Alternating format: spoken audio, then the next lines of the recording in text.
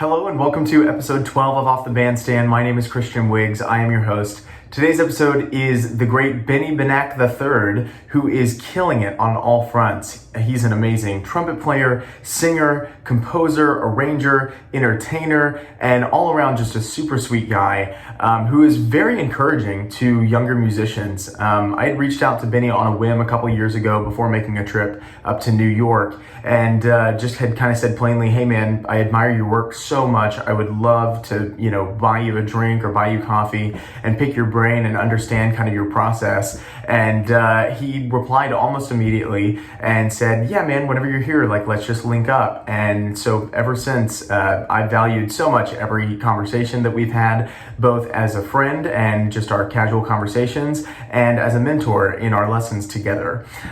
So make sure to go and support Benny's new release. He has an album that just came out in January of 2020, which is called A Lot of Living to Do. And it features Takeshi Obayashi on piano, Christian McBride on bass, Ulysses Owens Jr. on drums and doubles as the album's producer. And it also guest appears, Alita Moses guest appears on the record on Where's the Love, and then also the incomparable Veronica Swift guest appears on a track, making for Benny and Veronica being an iconic power vocal duo, performing the next tune that we have a clip of right now for you, which is called Social Call.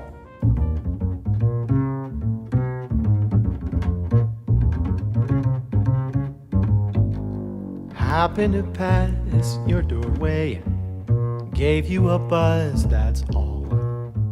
Lately I've thought lots about you, so I thought I'd pay a social call. Do you recall the old days? We used to have a ball. Not that I'm lonesome without you, I just thought I'd pay a social call. I thought I'd say things are just swell, but to tell the truth, I haven't been so well. And if you should try to kiss me, I promise that I won't stall. Maybe we'll get back together, starting from this incidental, elemental, simple social call. Do you remember all the good times that we had, my baby girl? I'll never forget, you've got the greatest smile in the world. Oh, my sugar plum fairy, don't hold a grudge, I simply had to say hello once more. And am I insane, or do I really see a world where you and I could be together forever? Wait, buttercup, don't slam the door in my face, unless you really wanna spill my heart all over the place. I guess it has been a long time since we hung out like this. I'm trying to break my habit of you. But since we're back together, I suppose we should try to start anew. Dear, what did you say? Oh, I can't take it. My heart is breaking.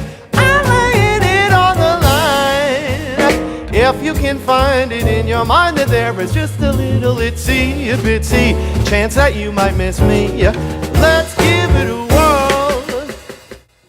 I feel like somebody should start a campaign for the two of them to make an entire record together. I would be the first in line to put my money up for that.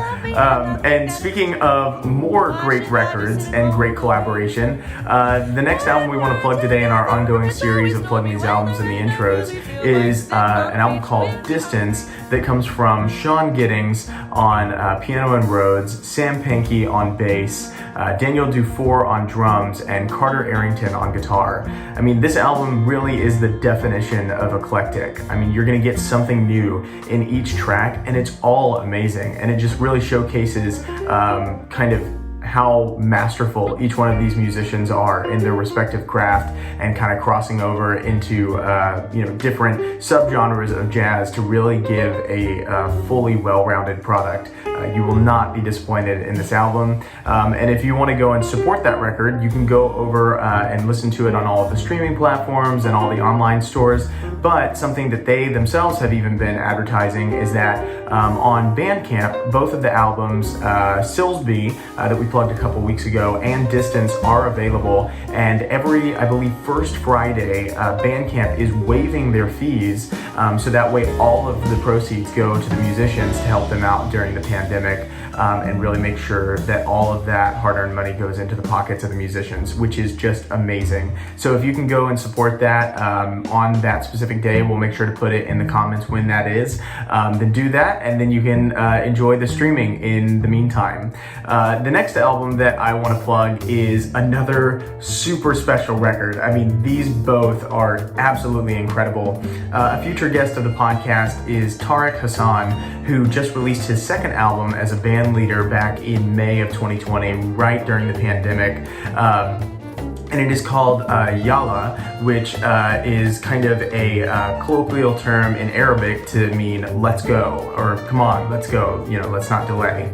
So make sure to support this record. I can't stress that enough. It is like you are going on an entire journey. It is incredible. I've been listening to it all yesterday and this morning, and I was telling the drummer who's on the record, Fabio Augustinus, who's a good friend, I was telling him, man, albums have arrangements, and then you have arrangements, and all of the musicians on the course of this album are amazing, so go and check that out. It features Tariq Hassan on double bass, Fabio Augustinus on drums, Ben Iram on piano, Michael Longoria on drums, Noah Moscofian on bongos and pandero and some other various instruments, Brian Pardo on guitar, and Kimberly Zielnicki on violin. And trust me whenever I say you want to check out that first track with violin. It's amazing, she's amazing. Go support this record and Tariq. And they have that on all of the major streaming platforms as well, and we'll also put a link down below where you can go and support that album in other ways as well. So now moving on over, before we get into the episode, we have Monk's Jazz, which we're plugging every week, all of the shows that have been going on with the live streams. The next ones that we have up, like we've mentioned before, is going to be September 17th, which actually is today. So go and check that out. It is Sparky Thomason's Quintet, and that starts at 7:30. Make sure to go and support that. And then next week on Tuesday, September 22nd, we have the Ryan Howard Quintet. Ryan Howard, please don't hate me for, word flubbing there for just a second. So go make sure to tune into those and donate if you can. They all make sure to post kind of like their Venmo and their PayPal and things if you want to virtually tip the band. And they definitely appreciate it because gigs can be a little few and far between right now. With like the exception of, our guest today, Benny Benack III. I feel like he's just working all the time. So getting back to Benny, let's jump into this episode. Here is episode 12 of Off the Bandstand, Benny Benack III. This is Off the Bandstand.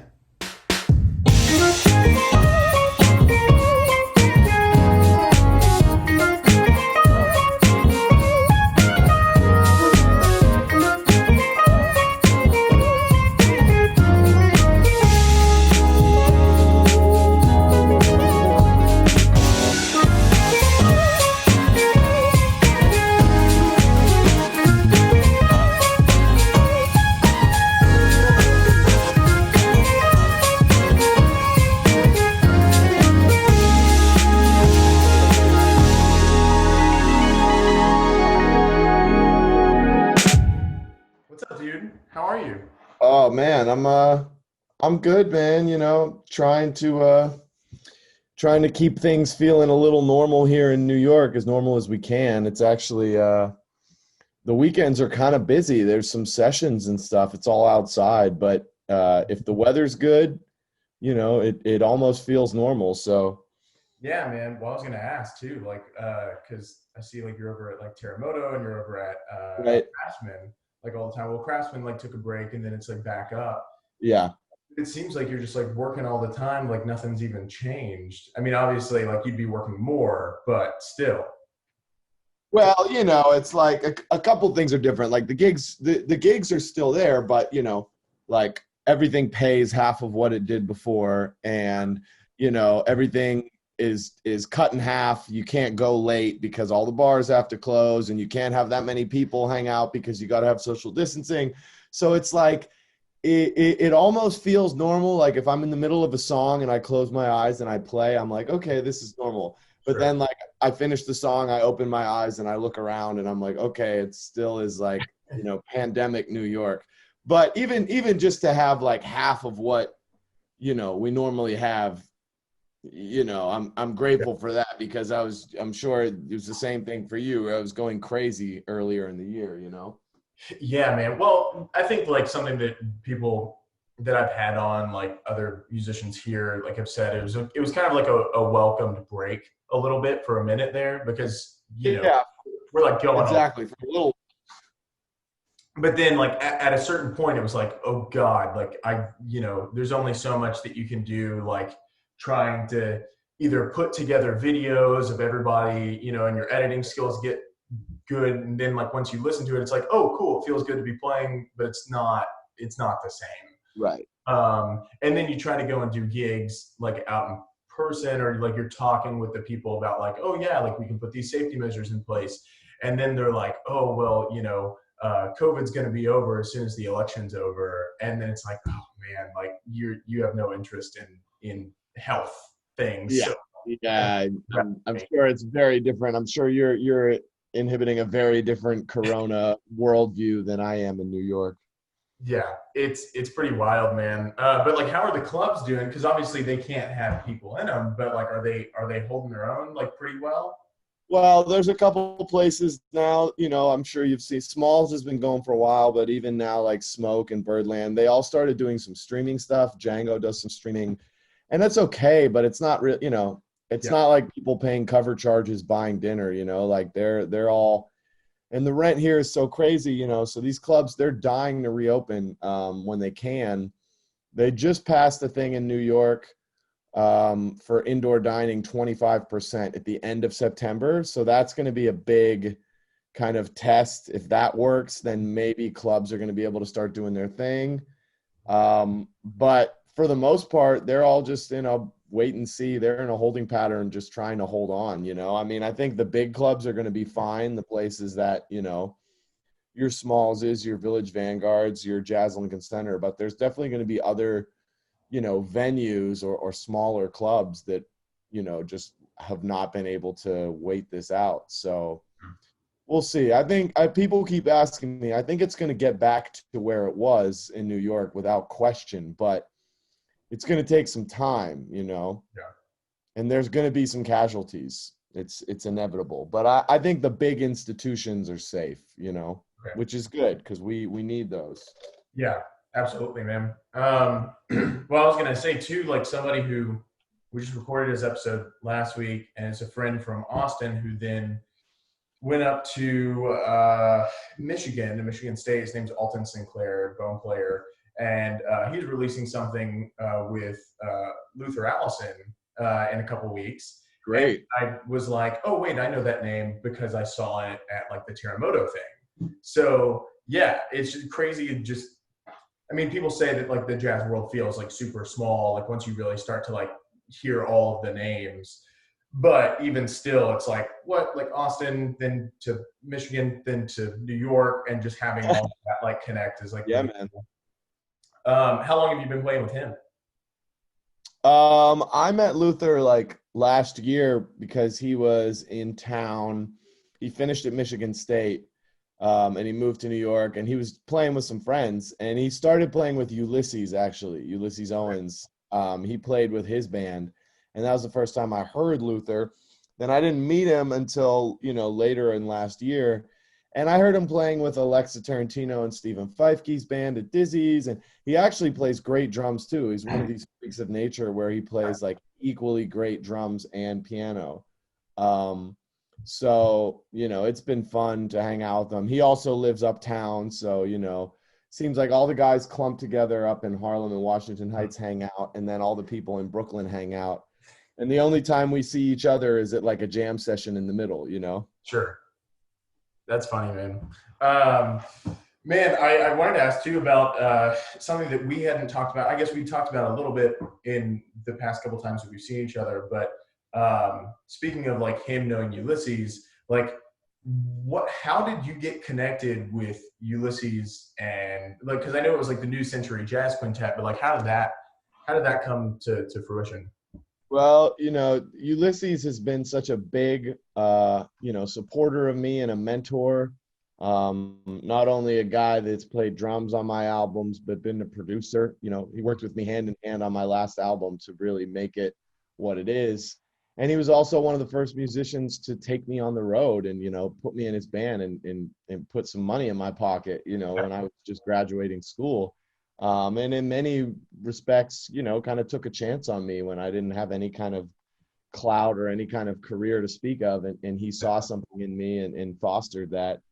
So I'm so grateful to him, but I always use him as an example of telling musicians the importance of just getting out and hanging, making the hang, going to sessions, being social, being personable. Because of course I knew about Ulysses when I was, in college and a kid, but we didn't make a connection until the jam session at Lincoln Center at Dizzy's. It was just one of these nights, one of these jam sessions where he was playing, in the band before. And I was waiting my chance to play, at 12:30, 1 in the morning, and he was still hanging around. And they invited him up to play. And he came and played a tune on the jam session, and I was on the tune, and I was the first time I had to play with them, and it was fun. And it kind of took some chutzpah, but I went up to him afterwards and I said, man, I admire your playing. I'd love to play sometime. And to his credit, he was like, hit me up, man, give me a call. And he actually came to the Manhattan School of Music. I remember I had to sign him into like the practice rooms as a guest, and he came into the practice room and played a session for free, just with me and a couple of my friends. Whoa. And we played some tunes. And then, it was probably months after that, I got a call from him and he said, hey, I'm putting this band together. It was New Century. And he said, yeah, we're going to tour Japan. We have a record label over there. Do you want to do it? And I was, of course, that was the biggest call I had ever gotten to that point. It was such a thrill. And of course, over the years, I played with him in many different groups. And even now, we still usually play, he does a birthday show every year around December. I don't know what we're going to do this year, if that's even going to happen, but, he has continued to, just keep climbing the ranks. And every time you think he's accomplished something, he finds a way to reinvent himself and do something again. So he's definitely a good, inspiration of somebody that just never is accepting of the status quo. A lot of guys would get in Christian McBride's trio and just be like, well, this is a pretty good gig. I'm just going to ride this out. Or they'd say, oh, I'm playing with Kurt Elling. This is pretty dang good. I might just sit here for a while. But he's always trying to play with different people and lead different groups. He does educational stuff. I mean, he's one of the leaders of his generation for sure. So it all started at a jam session playing, Autumn Leaves at 1 in the morning. So I can't stress this enough to cats. Just get out and hang and play, Well, man, I was going to ask too, like, you said like that was the biggest call that you had to date. And obviously, I mean, that's a huge fucking call, like to be like, hey, let's go like tour Japan. Like, let's go do this thing. That's like the call that most cats wait around for that never comes, But like, did you feel like you were already starting to make some of those connections beforehand, or was that really just kind of like a big like, and here it is? Well, I mean, I think the thing about New York is that, you go out and you meet these great musicians every night at these sessions, at these gigs, and there's so many. It's like, I've been here now, this fall is 10 years that I came to New York as a freshman in Manhattan School. And I still go out to jam sessions and meet someone new, like every time.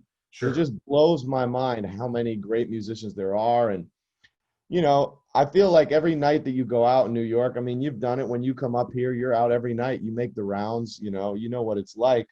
Every time you go out and meet somebody or play a new tune with somebody else, it's just like one little brick that you're kind of like putting in the foundation of that house, that is your career. And, all of that eventually pays off. And every once in a while, you get a phone call like that. and you make it out to be like this big brick that's going in a really important place in the chimney, and you think that like this is the brick that matters, but really it's all of those little bricks that you've been laying every single night, where you go out and hang and you don't get to play a song on the jam session because too many other singers show up. Or you wanted to say hi to this guy and you didn't want to bother him and you didn't need to, and you think, oh man, tonight was such a waste, I should have just practiced, or I should have got sleep, or whatever, I have to wake up early tomorrow, shit. But all those nights, that's just building that foundation so that if you put yourself in that position enough times, the calls that you dream about will start coming. And you really have to just be committed to kind of like laying down that foundation in order for those kind of like, dream gigs to come in, Yeah. Well, man, too, like another like added thing of like in your case where you'd have to make the decision on those like jam nights, I would think is like, so like the Gentleman Sing competition, right? Like the big video that like people have seen like from earlier in your career, where it had like the It Could Happen to You, like scat solo, and then that became the vocalese on the record. Like, right. In that, like that was like 2013, right? That was like 2012, 2013. Yeah. So at that point, you were already singing and you were already like really like kicking ass on that. So when you would go to jam sessions, were you trying to do the thing where it's like, oh, I'll like sing the head and then I'll like play a chorus, or were you mostly doing trumpet or mostly doing voice? Like, what were you doing on the jam sessions in that respect? I was always, trying to be a trumpet player first and foremost. I mean, if I went out to jam sessions, I went on other people's gigs. If somebody asks me to sing, sometimes Ulysses on his gigs, he would have me sing an encore, or he would ask me to sing one song at the end of the night. And I'm always happy to do it, but I just felt like if it's someone else's gig, if it's a jam session, it's not my place to like come in and grab the microphone and, be the center of attention. It's like, sure, I'm trying to fit into the etiquette, too, of jam sessions, where it's like, nobody likes the guy that comes up there and makes it about himself and takes 20 choruses. Like, Roy Hargrove would show up to Smalls and get up and play one chorus and sit back down, So to me, that's the standard, that's the kind of etiquette that you want to follow. So, mostly I'm just interested in trying to establish myself as a trumpet player. And then, if it's my gig, if I'm the one calling the shots, then, then I'll sing the head on, every song and play a trumpet solo. I mean, the singing is a big part of what I do, but at least for me, like the strategy as I was trying to make a name for myself is like, just get respect as a trumpet player, let people know that you're a trumpet player, and, the singing will come in time, sure. Yeah, and it's like more of an uphill battle to brand yourself as a singer first and foremost, because there's that what's the word, stigma with singers, right? Especially on a jam session, because they're like, oh shit, somebody's gonna come up and they're gonna call like the most A of standards, or it's gonna be like a ballad or something like that. And to your point, it's more of like on a jam session, you never want to feel like you're the band leader when you step up on stage, and it's hard to do that as a singer. Like usually with a horn, it's easier to fit into the role of like sideman, or like this isn't my gig. Yeah, I mean, like it's really just a matter of opportunity too. It's like if you're a singer, it's like being a drummer or a bass player, a piano player. You're waiting around the entire time. You might get one song, you might not that week. You know what I mean? So for me with the trumpet, it's like, man, I can just kind of sneak up there and play on any song. You know what I mean? I don't have to like wait my turn. Whereas if you're a vocalist, how many vocalists always come out to a jam session and then everybody's trying to sing, and then you're waiting around and you might not get to sing that week. Yeah. So that's another thing to consider too, is like trumpet, I can throw it on my back. I can take it with me anywhere, and I can always get up and play a little bit, that night. So that's something I considered too, you know. For sure. Man, so you went to MSM, yeah? Yeah, I did both degrees there actually. I did my undergrad and master's back to back, so it was just 6 years straight. Yeah. From 2009 to 2015. Yeah. Well, that kind of ties into what I was talking a little bit about earlier with Ulysses, but it's like a lot of cats go to school, a lot of cats go to like Juilliard, MSM, all of these different places, but not everybody makes. Texas. Oh, sorry, go ahead. Oh no, I was just saying North Texas too, you know. Yeah, right. And they go to these places, and some of them get picked up because they're like super killing and like undeniably so.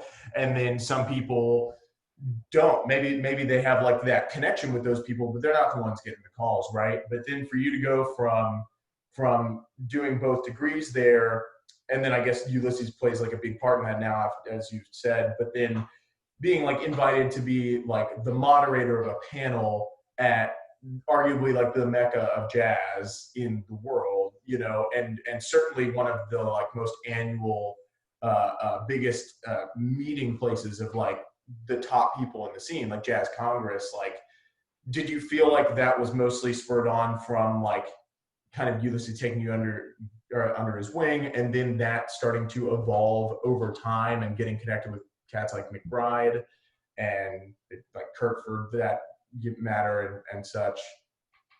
Yeah, I think I mean specifically the Jazz Congress thing, you know, that is such a big endeavor by Jazz at Lincoln Center. Mm-hmm. And Jazz at Lincoln Center, you know, like I said, in an indirect way, Ulysses is involved because that's where I met him, was at Dizzy's, you know, in the club. And Jazz Lincoln Center has really, you know, in the 10 years that I've been around, they've made a point to kind of foster, you know, younger musicians. And even now, of course, it's really clear because Winton is at Juilliard, and Juilliard is, you know, blocks away from Jazz at Lincoln Center. And so all the young Juilliard students are kind of filtered into the Jazz at Lincoln Center kind of, cinematic universe, you know. It's like Winton is like, you know, Captain America of jazz, and, you know, everyone is kind of in that world.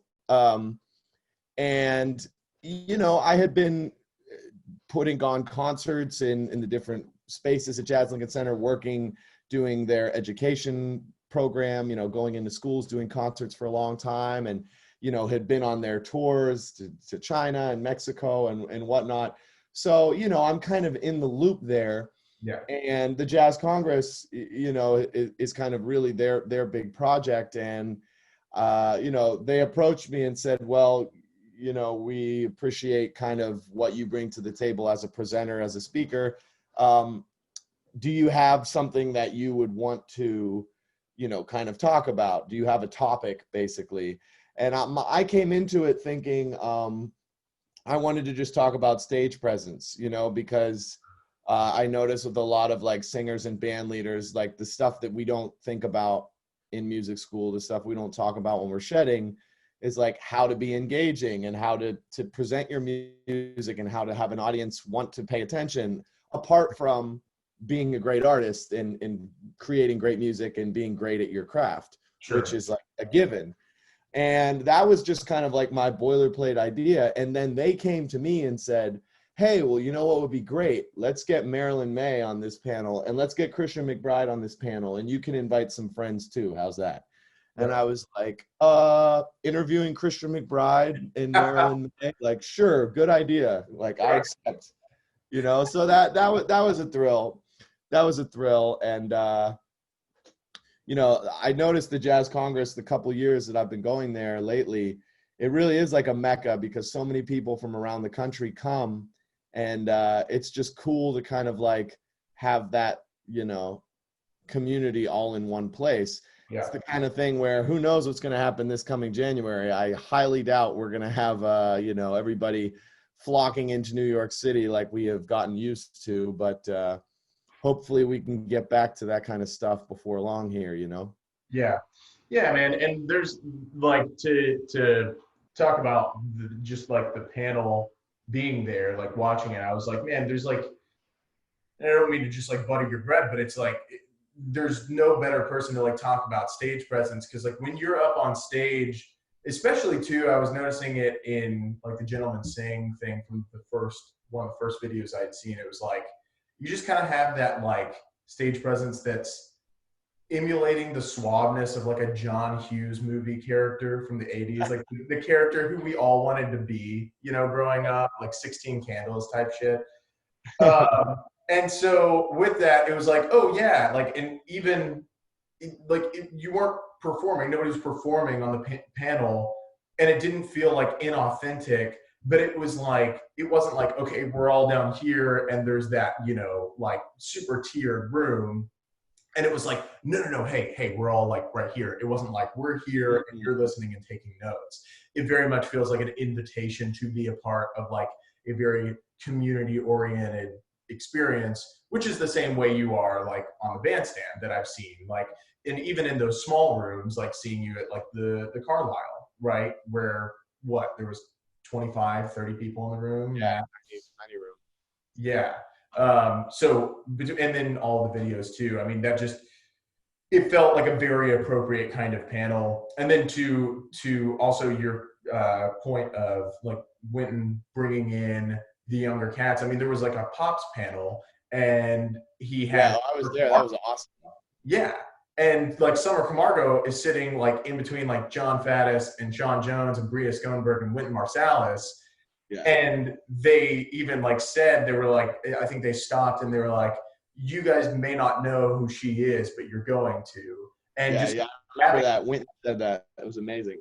Yeah, it was wild, because it was just like, this is all of the kind of encouragement that we want and we want to see. And like, these guys don't have to say that. These guys are like some of the most accomplished people like in the scene. But the fact that they're like fostering that is very, you know, very encouraging for sure. Yeah, man. I wanted to talk too about, this is like this usually isn't like it's never a scripted kind of thing. It's just a hang. But being that I wanted to be respectful of your time, I kind of narrowed down some of the things I wanted to ask you about.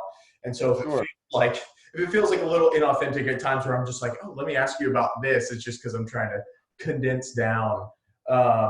But man, like with your singing, like it's very unapologetic in the way that you are presenting the ideas and alternate melody lines, and like your scatting, and like the irrepressible like single cover is like very appropriate, because it's like baseball, but it feels like you're swinging for the fences every time that you're like performing. Nothing feels like you're playing it safe, right? So like it's polished, but you're not afraid to let things be like a little gritty at times, like especially if you're scatting, because it's like just letting yourself go where you feel like the lick is taking you. So when you're scatting, do you feel like, and we talked about this a bit, like with the Kenny Dorham thing, and then with like other horn players and piano players, but do you feel like you're emulating other people than your main influences when you're scatting, as opposed to when you're improvising on your horn? You know what?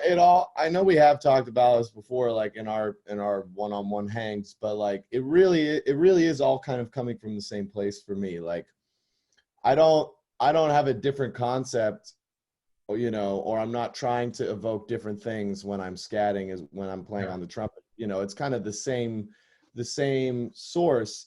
The only difference is that, you know, I'm less inhibited, you know, when I scat. You could almost say that maybe the reason that my scatting sometimes is so kind of like, you know, adventurous and, you know, not playing it safe is because, you know, it's like the training wheels are finally off, because when I play the trumpet, I'm constantly, you know, in real time, I'm assessing, okay, how are we feeling? What's appropriate? Are we going to be able to play this note if we go for it? Maybe we should alter that line and make it start lower. Like, how are we feeling? Like, maybe we should not take another chorus because you need a break.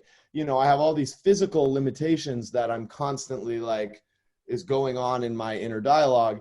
And then when I scat, you know, it's like, oh, all of a sudden now, instead of like 2 octaves, I have like 4 to play with. Sure. And, you know, there's nothing stopping me from, you know, doing all of the things that I hear all of the time, but the trumpet limits me. Yeah. You know?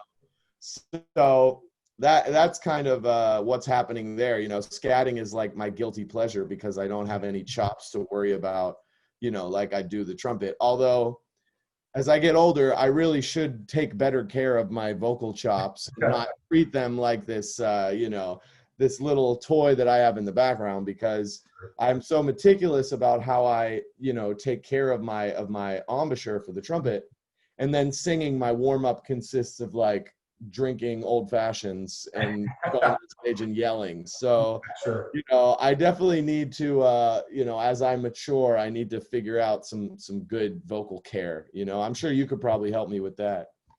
Sure, man. Anytime. I mean, I don't know how much I could teach you, but I'm happy to say anything about my routines at any time. But anyways, no, like last time I was there, I had like asked you, I was like, man, I feel like I have like vocabulary that I feel pretty good about, but like I just want to be able to like swing as hard as like you do and as Veronica does. And I was like, what am I missing? And then we like started taking courses back and forth. I'm like, it could happen to you, or some tune. I can't remember exactly what it was. And then you were like, oh yeah, man. He was like, you're going for like a very Clifford Brown approach, where like everything's very like da da da da da da da da da da da. And you're like, it was a perfect analogy. You were like, yeah, it feels like you're like jumping through tires, and you're like getting each one of the tires. And you're like, you don't have to do that as much. You can just like kind of go some notes and focus more about like pushing the air through and not articulate everything, you know, swing harder. And then I came back and started implementing that on gigs, and I was like, holy shit, that's like the most like dynamite, like $1 million advice. It's something so simple, but it just like spoke so much. I was like, oh man, that's it. And that makes it feel so much less rigid. But yeah, man, it was like, those were things that I was like, man, like Benny just has this like wealth of knowledge. And I don't even know if it was something that, I don't know if these are things that like came super naturally to you, because even like you were doing that at 22, right? So was that something that somebody had like told you, like all these little secrets, or was it things that you were just like, oh no, I'm just recognizing this in cats playing and then putting that in?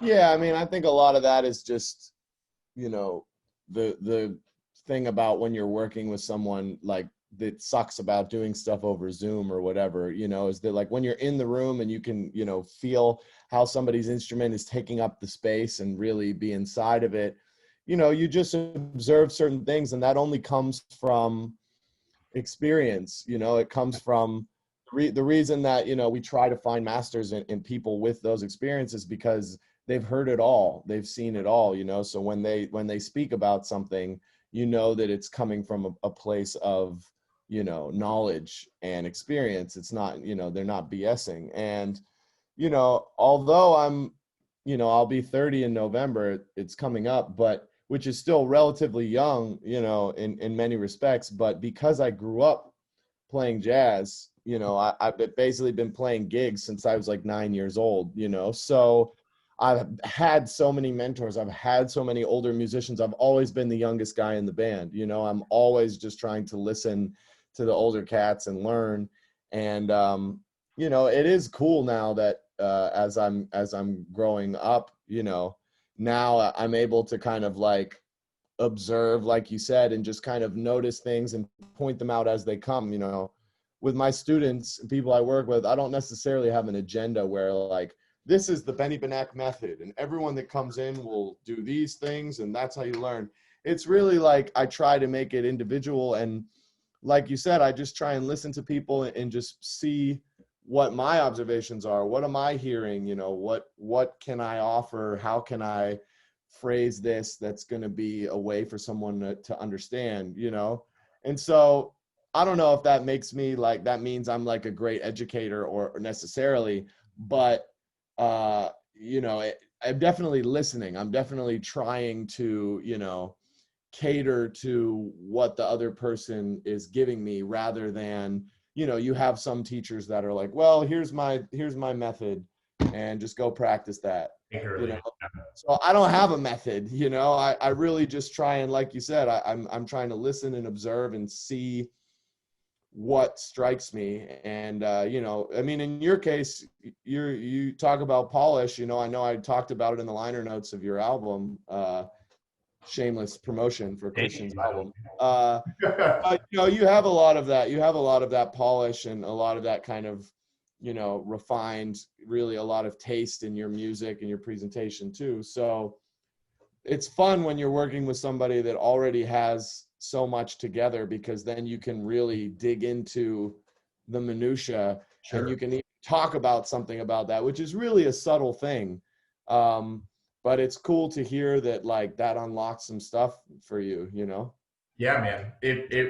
And what was funny too was there was like in Autumn Leaves, right? Like, I don't know if you get this whenever you listen back to your records, but like, even though I just put out this record, there's already parts of it that I'm like, skip, you know, like if I'm listening to it at all, because I'm just like, oh, I didn't know that then, and I know this now.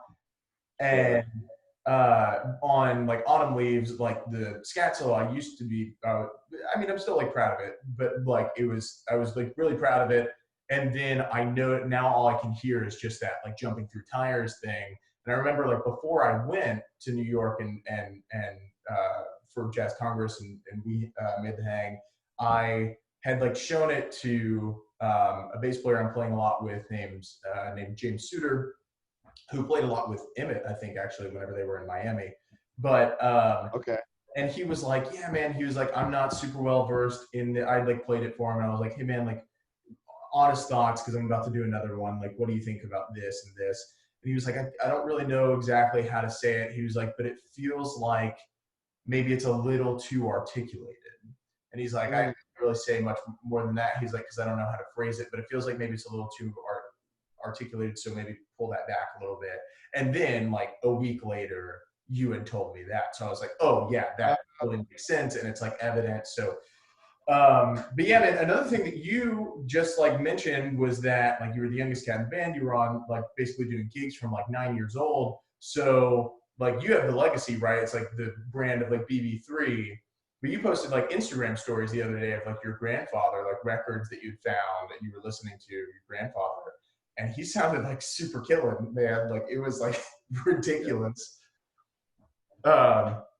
So I guess I was going to ask about that. What was that like growing up in the household with like having that legacy of like jazz musicians in the family? Yeah, well, you know, my grandfather passed away before I was born. It was like a lifetime of playing in smoky jazz clubs and smoking cigarettes, you know, in the Mad Men time where nobody knew that cigarettes, you know, were killing everybody. So he passed away before, you know, I even had a chance to meet him. Mm-hmm. But, you know, there are a lot of recordings, and I haven't seen videos, but so many recordings, you know, and old tapes and stuff at my grandma's old house. And it's funny because that legacy was established, you know, and like the name Benny Benack in Pittsburgh, where I grew up, like really holds like a significance for a lot of people. Sure. So that was always kind of this looming kind of like specter, you know, over me trying to play jazz music, you know, and kind of living in trying to fill those shoes. And you know, my dad, of course, is a great musician, is a saxophone player too, but he has a day job, so he works in marketing. He's worked at a bank for many years, so you know, he has all of the things jazz musicians can only dream of, like retirement savings and, you know, a steady paycheck and, you know, a pool in the backyard, all these things, you know. So I definitely feel a connection to my grandfather because I, you know, kind of in many respects following the same path that he did of you know, being a full-time trumpet player and jazz musician. And than anything, it's just good to have the support of my family. You know, plenty of people that go to a great music conservatory, you know, one of their parents is mad that they didn't study math or law, you know, or, you know, people, you go home for the holidays and someone in the family is asking when you're going to get a real job or something, right? You know, because there's just so many stigmas about being an artist and being a musician. But in my family, of course, I never had that. So everybody understands, everybody knows what that pursuit is like. And everybody respects it. So, I only ever had unwavering support, and I had people in my corner from a very young age, and I also had people there to like keep me in check, when I needed to be checked, which is all the time.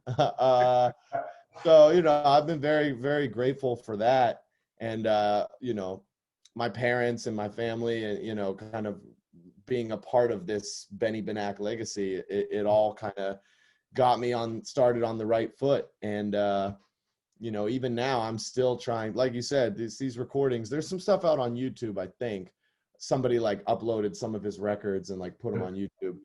My grandfather was a motherfucker on the trumpet, like sounds like Doc Severinsen, Harry James, like he has chops for days, and he would perform as a classical soloist with symphonies too. So he's like on that Wynton Marsalis, classical and jazz level. I'm not there yet, man. I think I'm going to be trying to catch up to BB1, Sure. Until the day I die. So we'll see. But it's definitely a good North Star to aim for, Yeah, absolutely, man. Man, there are a couple of quick things, because I know you got a heart out in a few minutes, but a couple quick things that I wanted to plug too is, so with a lot of living to do, man, I remember being up there in 2019, and then like that was the first time we met. Like we met at Tatiana's gig, and then like I think the next day or like 2 days later, I had gone over to your place, and you were like, "Oh yeah, like here's like a vocalese thing that I'm working on or just recorded, and here's like an early mix." And I heard it, and that was the first time that I had heard Veronica Swift too. And I was just like, I don't understand. Like it was like a fucking wave over me of just like, this is the most swinging thing I've ever heard. And you were like, yeah, it's like Takeshi Kobayashi, and it's Ulysses Owens, and it's Christian McBride, and it's Veronica Swift. And I was just like, this is too much.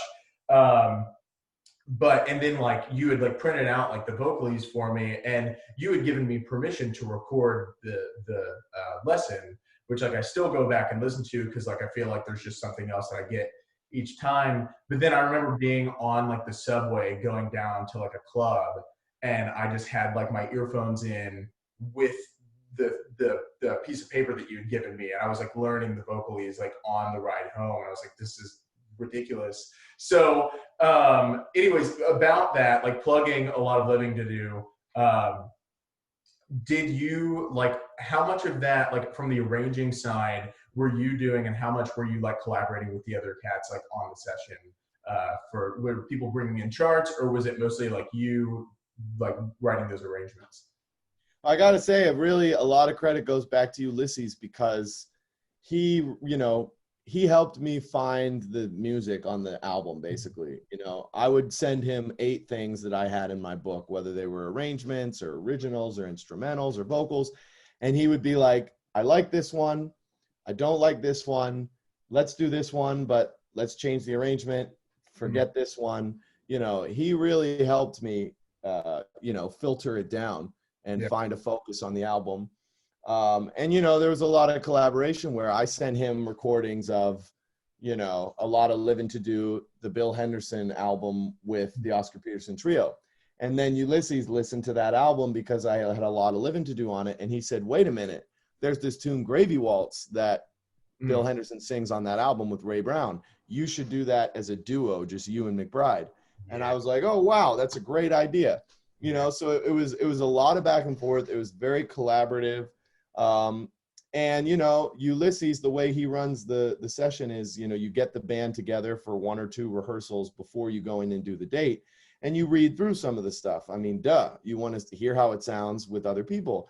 Right. And after we would have maybe that first read through, then Ulysses would say, okay, Irrepressible, I like it, but it needs something. We're just playing time through this head. Like, let's do some hits, like Takeshi. Let's do a hit on 1, hit on and 4, hit on and 4. And all of a sudden that turned Irrepressible into this like, and now like when I think of that song, I can't hear it without those hits. It's become a part of the arrangement. But that was something that that was all Ulysses. Ulysses was like, listen, man, this needs some hits. We can't just play time through this whole thing. And you know, that's the value of having a producer, someone that you trust, because if you agree to have a producer, you know, you're basically like handing your child to a stranger. Yeah. And you're agreeing to like share your baby with someone.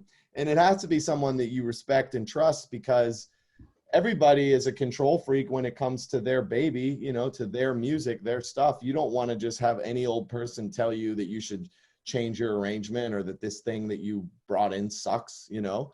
So it had to be someone for me like Ulysses that has watched me grow up and knows my artistry and my musicianship like as well as I do.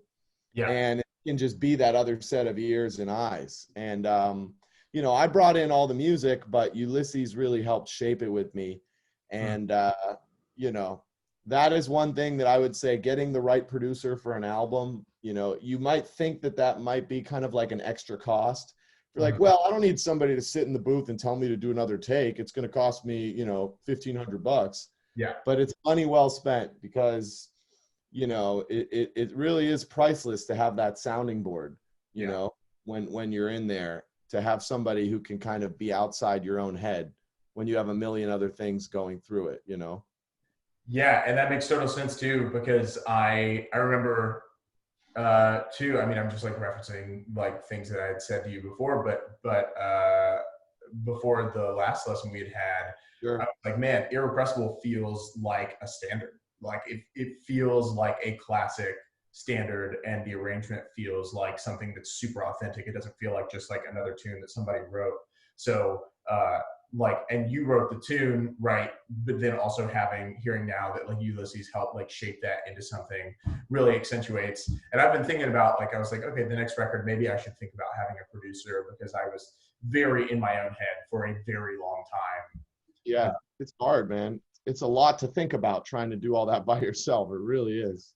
Yeah. Well, man, you got a heart out, so I'll ask you what we close out with on every episode is we all have like gigs from hell stories that are just like super wild. Like we had somebody say that they got shot at. Like somebody came in, they were like hanging out with this other dude at the bar, and they were like, "You done played me for the last time," and they were pointing at his friend, and then he like pulled him over the bar, and like, gunshots went off, and sort of like literally the whole spectrum of things, from natural disasters to that. So like, if you can think of like a standout moment of like a gig from hell, you don't have to name anybody, but what comes to mind? The one thing that always comes to mind, you talk about, you know, natural disasters. I was doing a tour in Russia, Ukraine, Belarus, Poland, you know, Eastern Europe. I've been doing tours there, you know, as long as I've been traveling anywhere, actually. Sure.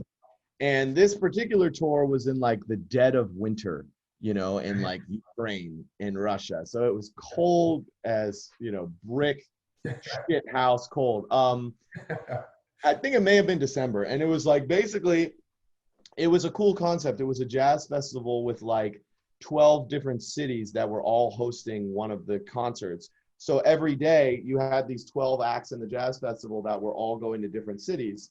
Oh, the cities were like working together, you know? Yeah. So one night this band was in this city and this band was in this city. Then they both would, you know, take a plane and switch places. So every band would play every city.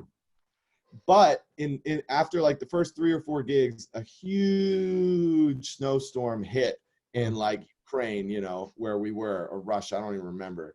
And basically all of the airports were shut down. You know, these tiny little airports, tiny little planes, and the weather was so fucked. So basically we had a gig in one town, and we had a gig, you know, we had a day off, and then we had a gig the next day. And they were like, well, we can stay here in whatever city we're in and, you know, lose the next 2 gigs. And also, by the way, all of you guys are going to lose that money for those next 2 gigs. And we can wait it out, you know, until the next time an airport opens. Who knows when that is? Or we can get on the train and sit in a train car for 25 hours and then get off the train and go straight to a sound check and play the gig. So of course we were like, man, we want to play the gig. Let's play the gig. Let's go. We can do it. So like, you know, you wake up at like 5 a.m. on a Wednesday, you go down and you get like, you know, you get your continental breakfast at the hotel, and then you get dropped off on this train. And, you know, whatever train we were on in Ukraine or something, it was not like the train to Hogwarts, you know, it was like an old ass fucking like, you know, no snack car, you know, the shit was like real old school. And we got on that train at like 11 a.m. on a Wednesday. And I sat in this train car, you know, with my cellmate, you know, the piano player, Benito Gonzalez. And we were on this train for 25 hours, and we got off the train and it was noon a whole entire day later. And we got picked up from the train station and went straight to a sound check at like a concert hall and had to play a gig, you know, within hours. And it was like, literally, it was like being in solitary confinement, you know, and then like getting out of your jail cell and being thrown onto a stage in like a concert hall. You know, an old concert hall in some middle of nowhere city in Ukraine for like 1,000 people. And it was crazy, man. Like, you know, the sleep deprivation, because I couldn't sleep a wink on this rickety, smelly, weird, cold train. You know, and like we had gotten drunk on the train ride and then sobered up and then got drunk again and then sobered up again because it was just, there was nothing to do and it was such a long train ride. But, you know, you learn to love those kind of moments, especially when you have a year like this where, you know, you're sitting in your apartment by yourself for months on end.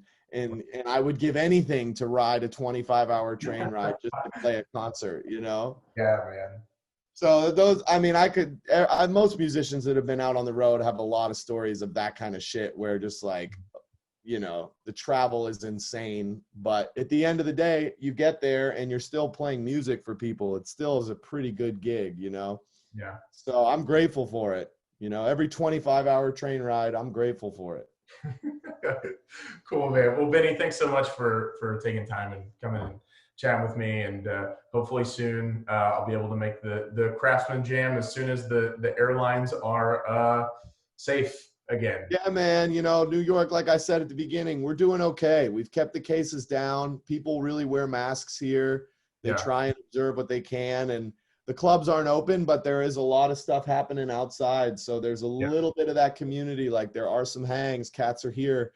And, you know, I hope that we can keep it going through the fall here before it gets cold. And then who knows what happens. Right. Yeah.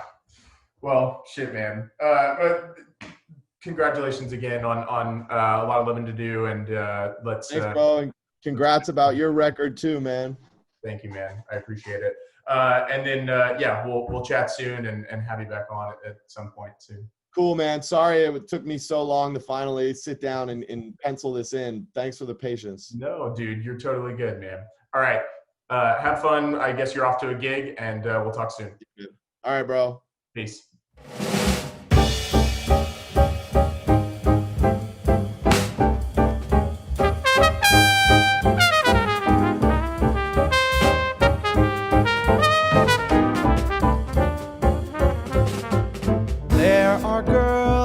Just right for some kissing, and I mean to kiss me a few. Oh, those girls don't know what they're missing. I've got a lot of living to do, and there's wine all ready for tasting, and there's Cadillacs all shiny and new. Gotta move, 'cause time is a-wasting. There's such a lot of living to do. There's music to play, places to go, and people to see. Everything for you and me. Life's a ball, if only you'd know it. And it's all just waiting for you. You're alive, so come on and show it. There's such a lot of living to do.